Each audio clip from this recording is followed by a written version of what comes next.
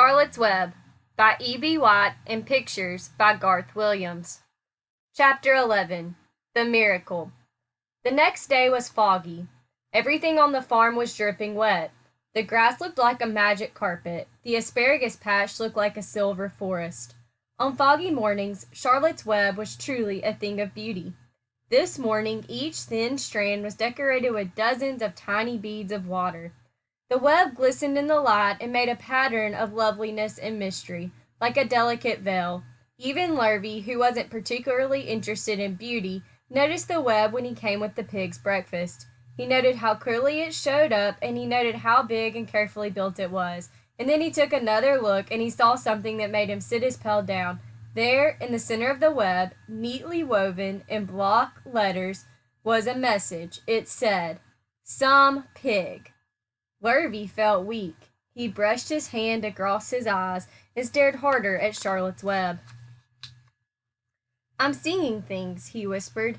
He dropped to his knees and uttered a short prayer. Then, forgetting all about Wilbur's breakfast, he walked back to the house and called Mr. Zuckerman. "I think you'd better come down to the pig pen," he said.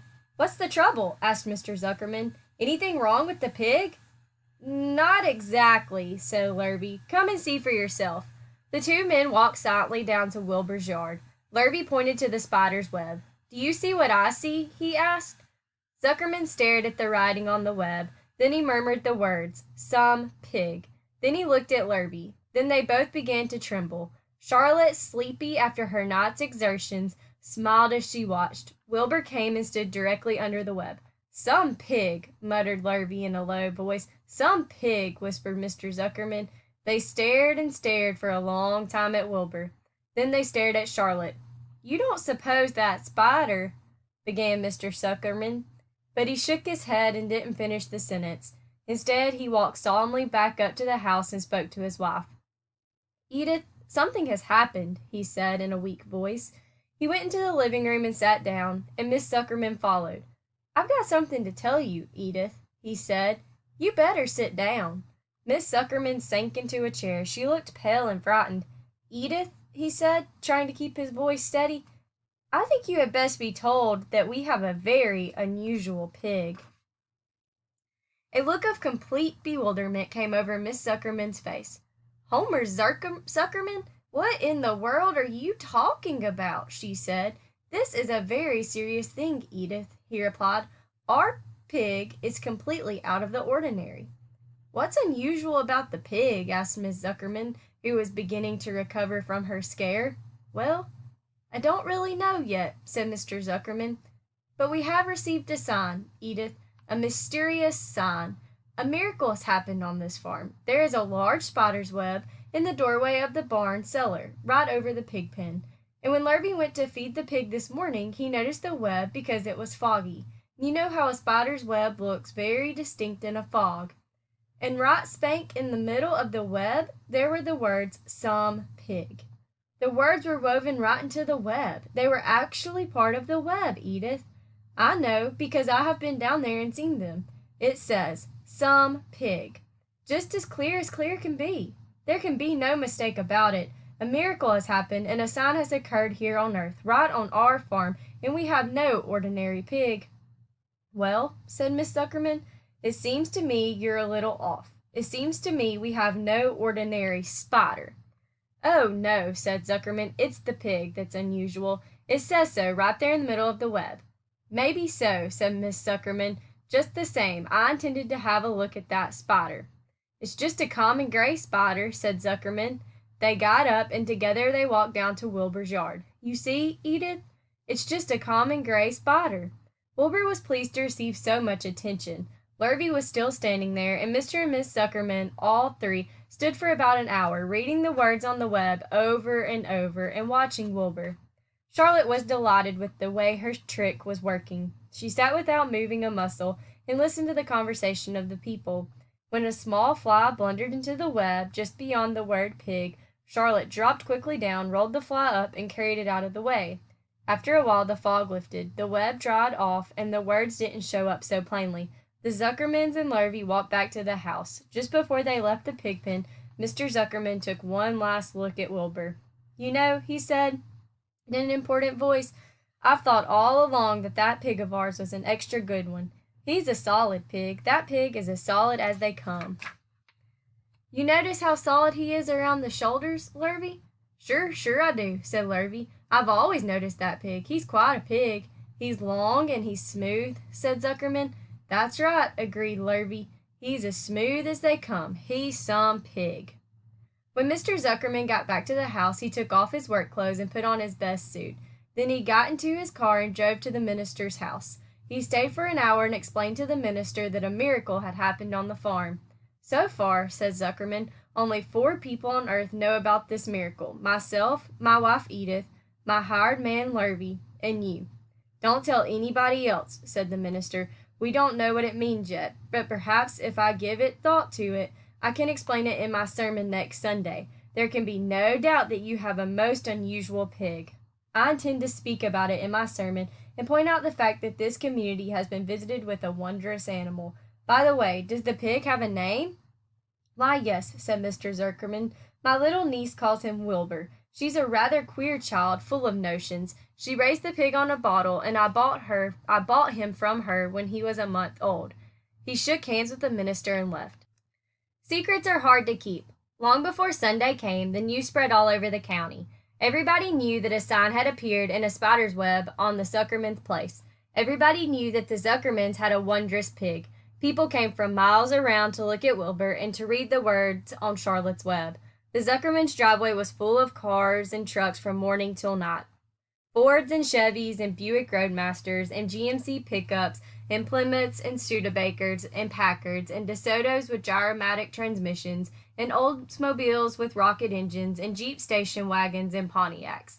The news of the wonderful pig spread clear up into the hills, and farmers came rattling down in buggies and buckboards to stand hour after hour at Wilbur's pen, admiring the miraculous animal.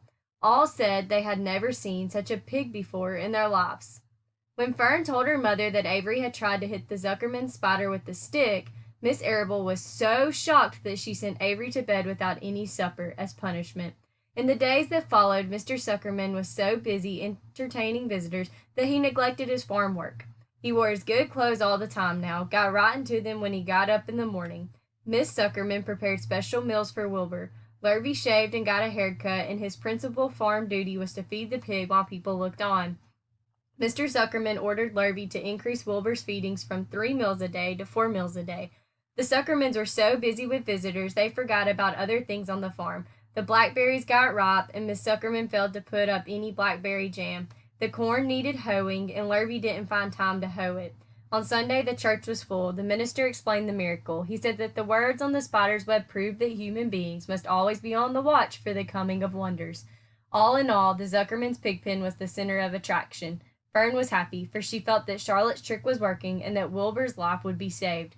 But she found that the barn was not nearly as pleasant. Too many people. She liked it better when she could be all alone with her friends, the animals. Chapter 12. A Meeting. One evening, a few days after the writing had appeared in Charlotte's Web, the spider called a meeting of all the animals in the barn cellar. I shall begin by calling the roll. Wilbur? Here, said the pig. Gander? Here, here, here, said the gander. You sound like 3 ganders, muttered Charlotte. Why can't you just say here? Why do you have to repeat everything?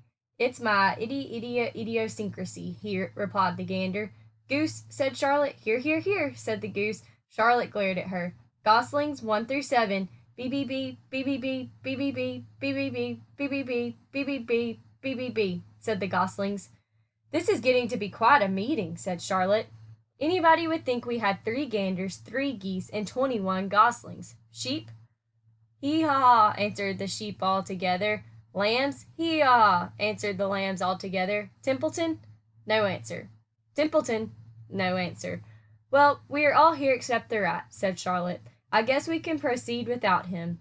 Now, all of you must have noticed that what's been going on around here the last few days. The message I wrote in my web, praising Wilbur, has been received. The Zuckermans have fallen for it, and so has everybody else. Zuckerman thinks Wilbur is an unusual pig, and therefore he won't want to kill him and eat him. I dare say my trick will work, and Wilbur's life can be saved. Hooray! Cried everybody. Thank you very much, said Charlotte. Now, I called this meeting in order to get suggestions. I need new ideas for the web. People are already getting sick of reading the words, some pig. If anybody can think of another message or remark, I'll be glad to weave it into the web. Any suggestions for a new slogan? How about Pig Supreme? Asked one of the lambs. No good, said Charlotte. It sounds like a rich dessert. How about Terrific, Terrific, Terrific? Asked the goose.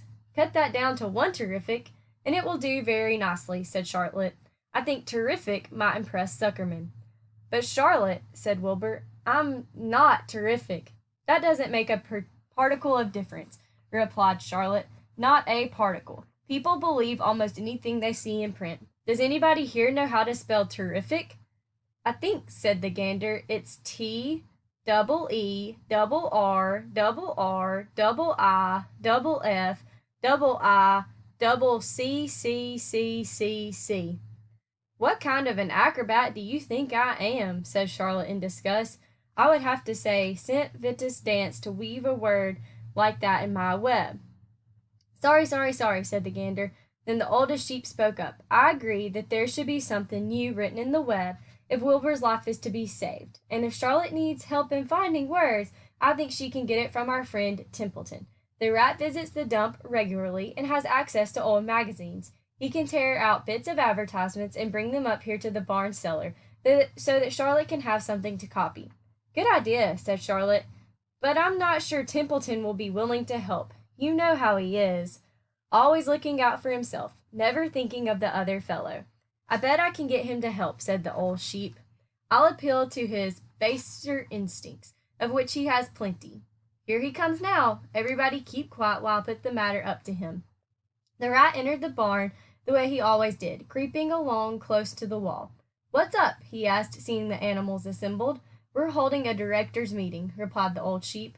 Well, break it up, said Templeton. Meetings bore me. And the rat began to climb a rope that hung against the wall. Look, said the old sheep, next time you go to the dump, Templeton, bring back a clipping from a magazine. Charlotte needs new ideas so she can write messages in her web and save Wilbur's life. Let him die, said the rat. I should worry. You'll worry all right when next winter comes, said the sheep. You'll worry all right on a 0 morning next January when Wilbur is dead and nobody comes down here with a nice pail of warm slops to pour into the trough. Wilbur's leftover food is your chief source of supply, Templeton. You know that. Wilbur's food is your food. Therefore, Wilbur's destiny and your destiny are closely linked. If Wilbur is killed and his trough stands empty day after day, you'll grow so thin we can look right through your stomach and see objects on the other side. Templeton's whiskers quivered. Maybe you're right, he said gruffly. I'm making a trip to the dump tomorrow afternoon. I'll bring back a magazine clipping if I can find one. Thanks, said Charlotte. The meeting is now adjourned. I have a busy evening ahead of me. I've got to tear my web apart and write terrific. Wilbur blushed. But I'm not terrific, Charlotte. I'm just about average for a pig. You're terrific as far as I'm concerned, replied Charlotte sweetly, and that's what counts. You're my best friend, and I think you're sensational. Now stop arguing and go get some sleep.